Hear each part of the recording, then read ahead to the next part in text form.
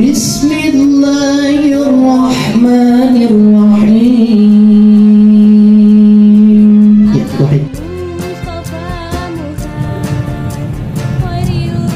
sebagian dari kita mungkin pernah mendengar soal kisah Nabi Sulaiman. Mulai Sulaiman yang dapat berbicara dengan binatang hingga harta kekayaannya.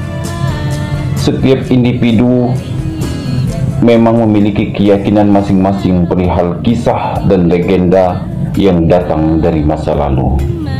Salah satu yang menarik perhatian adalah kisah para nabi yang tercantum di beberapa kitab yang pernah ada di dunia. Bagi pemeluk tiga agama yakni Islam, Nasrani dan Yahudi, Nabi Sulaiman punya tempat tersendiri. Kitab suci ketiga agama tersebut sama-sama meyakini keberadaan Sulaiman di masa lalu sebagai nabi dan raja yang konon disegani oleh semua makhluk.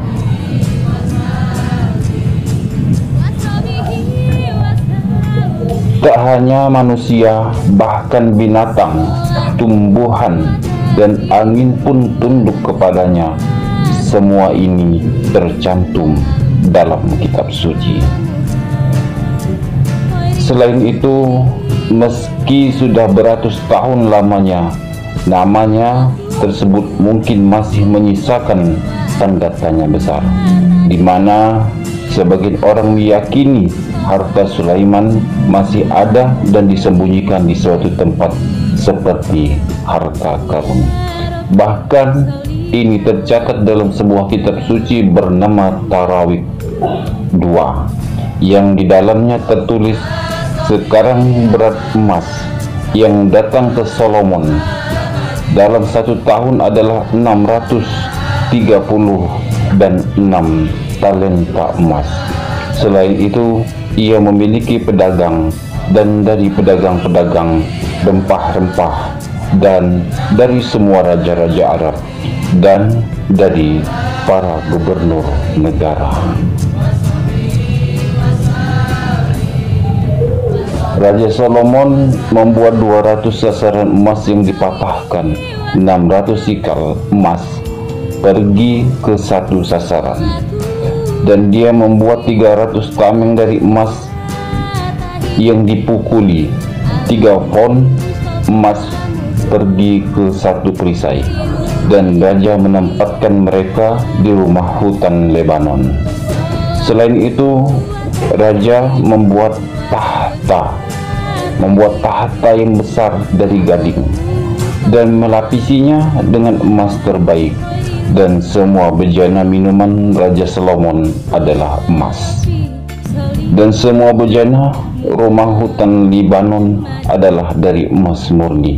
Tidak ada yang perak, itu tidak ada yang dicatat pada zaman Solomon.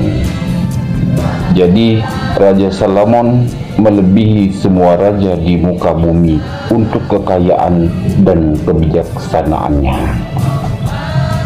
Kekayaan Nabi Sulaiman telah membuat banyak orang percaya bahwa ada harta karun besar yang disembunyikan di suatu tempat dan menunggu untuk ditemukan.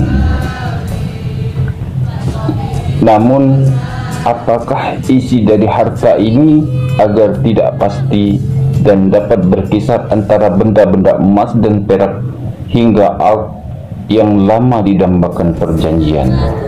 Dalam sebuah teks Ibrani yang disebutkan Risalah Faisal yang diterjemahkan ke dalam bahasa Inggris sekitar beberapa tahun yang lalu, harta Solomon memiliki tabut perjanjian, tabernakel, alat musik emas, dan jubah imam besar.